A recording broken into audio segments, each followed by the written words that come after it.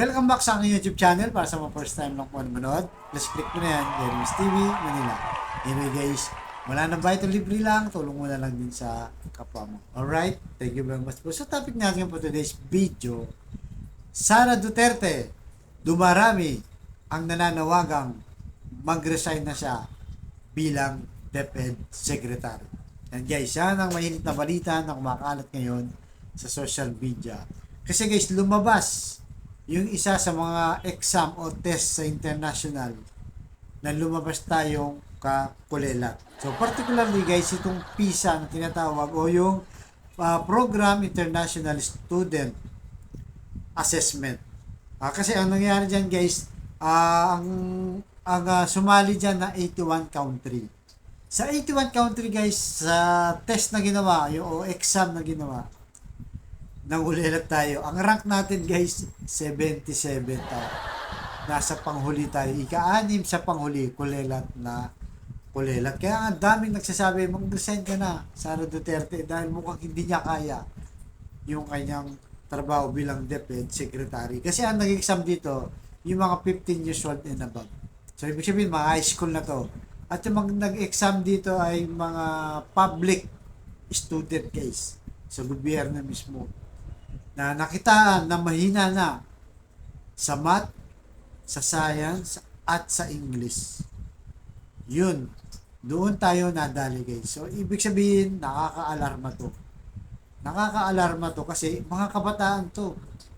Isipin mo na lang, di ba? Gaya ng sabi nga ni Jose Rizal, ang kabataan ay isang pag-asa ng ating bayan. Pero papaano kung ating mga kabataan nangungulilat na sa education? Kumbaga nagiging parang nabubobo nila sila guys. Parang bobo na sila. Paano yan, di ba? Kung darating ang araw, lalong mangungulilat at mawala yung interest sa education. So, kailangan may gawin dito yung gobyerno. Particularly itong si Sara Duterte na pinangahawakan niya ang DepEd. Kaya sabi ni Franz Castro, mag-resign ka na. Kasi si Franz Castro guys, isang teacher yan. Kasi inamin mismo nitong ni Sara Duterte na hindi siya educator, hindi siya teachers, isa siyang abogado. So, siyempre guys, walang ibang nakakaalam sa problema, sa paraan, di ba? Ng mga teachers, kundi mga kapwa teachers. Kasi talagang nasa larangan sila ng education. So ngayon sinasabi ng iba, pwede naman yung pag-aaralan na lang di ba? Kahit hindi siya teacher, basta nilagay siya dyan, okay na. Pag-aaralan yan, okay naman yung pag-aaralan. Pero ang problema, iba talaga kung nandiyan ka na sa field. Kung teacher ka na, nasa puso mo na yan, matagal ka na dyan, kumbaga konti na lang aaralin mo. Di ba? Kasi alam mo na pasikot-sikot dahil teacher ka. Kaya nagtataka tayo bakit nilagay itong si Sara Duterte na actually guys, hindi naman talaga yung gusto niya. Ang gusto niya, DND o Defense Secretary. Pero siyempre, hindi binigay. Siguro si Tesong itong si BBM guys, di ba? Mahirap na, baka mamaya makudeta si BBM yan. Kaya hindi niya binigay yan. Pero binigay niya pa rin, kinuha pa rin ni Sara, pinakamalaking budget guys. 750 billion ang budget taon-taon almost. Patas pa ng patas yan. So imagine mo, 750 billion, pag dinivide mo yan sa 365 na klase o sa isang taon, computer nyo guys, 750 billion, i-divide mo ng 365 ang lalabas, almost 2 billion a day guys, kasama ng Sabado-Linggo. Gumagastos ang gobyerno ng 2 billion para sa paaralan. Pero bakit ganun? Para wala tayong improvement makikita, di ba? So yan ang nagiging problema natin sa education. So actually guys, itong 2018 pa to, nangungulilat na tayo itong 2018. So sino ngayon sa 2018 ang secretary nun? Di ba itong si Leonor Briones? Isa naman tong teacher. Kaya nga sabi ng iba, sabi ng mga Sara supporter guys, si Leonor nga, Briones, di ba? Teacher nga, pero wala pa siyang nagawa. So, paano siya nasabi nga, kung walang nagawa itong si Briones na isang teacher, nangulelat din noong 2018. Panahon din yan, guys, nakakalungkot. Ni Duterte, digong naman tatay ni Sara. Di ba? Kung wala silang nagawa, sinasabi niya, Eh, paano ba may magagawa ba si Sara kung sinasabi ng mga Sara Duterte supporter na si Briones siya ng teacher, wala pang nagawa? Eh, paano kung siya pa, di ba? Isa sa abogado. At ang sinasabi pa ng iba, itong si Barry Gutierrez, na dating spokesperson, so alam naman natin, kakamping to, di ba? Ang sinasabi niya, bakit nangungulilat nga yung education? Eh kasi nga daw, itong si Sara, eh nakikialam sa mga ibang usapin pa, kung nawawala sa focus, di ba? Pagdating ng peace talks, di ba? Nakikialam. Pagdating ng ICC, sumulat pa sa DOJ, guys, sumulat pa sa DOJ para harangin itong ICC na to. Para hindi na mag-ano dito, guys. Wait lang, guys. Yung alaga ko. Sige. So, wait lang.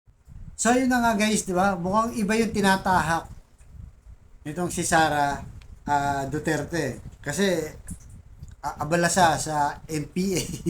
Sa kakahanap ng NPA, insurgency. Bakit hindi na lang talaga ibigay yan, di ba? Sa ating military. Kasi yun naman talaga trabaho nila eh. Mag-focus na lang siya sa education.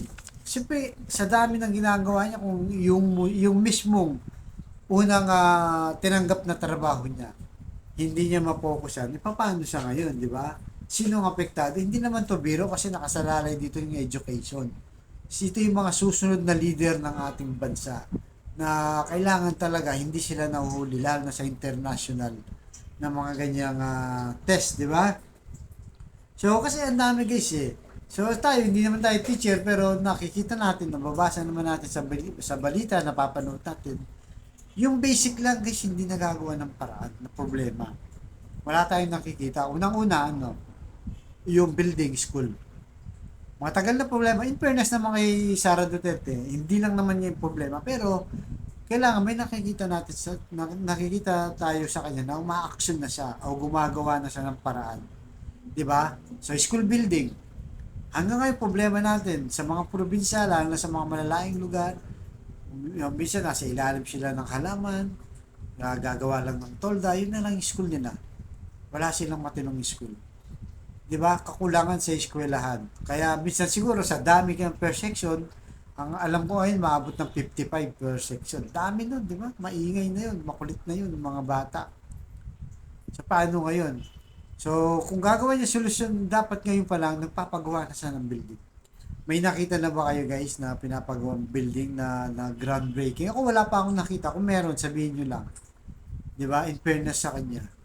Kasi kung kakulangan natin ng building, at sa loob ng 5 taon, ay 6 na taon na kanyang panunungkulan. Kung hindi siya magpapagawa ng building, lalo tayong mamumblema. Darami yung kakulangan sa school building. Di ba? Basic lang yan na problema ng education. Pangalawa, teachers. Kulang din. Kakulangan sa teachers. Di ba? Kasi sa dami ng estudyante, overloaded ng teachers. Kasi ako may kapatid akong teachers guys eh. Overloaded sila sa dami ng kanilang ginagawa. 'Di ba? Actually dito sa Maynila, marami rin mga lalo mas maraming estudyante. May mga shifting pa, may pang-umaga, may pang-hapon, may pang-gabi. 'Di ba? So kung hindi solusyonan ni VP Sara ngayon, lalo tayong masasadlak sa daming school building at mga teachers na problema. Pangalawa, 'di ba, yung salary, 'di ba? Kailangan tataasan din niya kasi nga pinambubuhay din niya sa kanilang pamilya. So, nakikita natin yung mga basic lang guys, hindi natin nakikitaan ng mga solusyon. Itong si BP Sara. Kaya lagi natin sinasabi guys, di ba si Isko, hindi sa education secretary. Isa siyang mayor. 2.5 years lang. Alos 3 taon bago matapos ang terms na nakapagpagawa siya ng 3 world class. Na ngayon, palos tapos na guys. Sa Manila Science High School, nakita mo 10th floor, aircon pa. Ang gaganda ng mga pinagawa. Mga public school yan. Ganon din sa Tondo, meron din guys. Pinagawa. World class. Kasi guys, tignan mo kung nanalo lang talaga sana si Isko, marami nang naitatayo ngayong world class na eskwelahan guys. Sa laki ng budget, di ba, ng DepEd. sa laki ng budget ng DepEd. At siyempre, pagka aircon niya, maganda yung school, hindi na rin problema yung mga bata. Makakapokus sila sa pag-aaral. Kasi unang-una, ano ang dadali nila? Mga jacket, guys. Kasi malamig, nasa aircon sila, di ba? So, hindi man lahat maganon, at least mababawasan.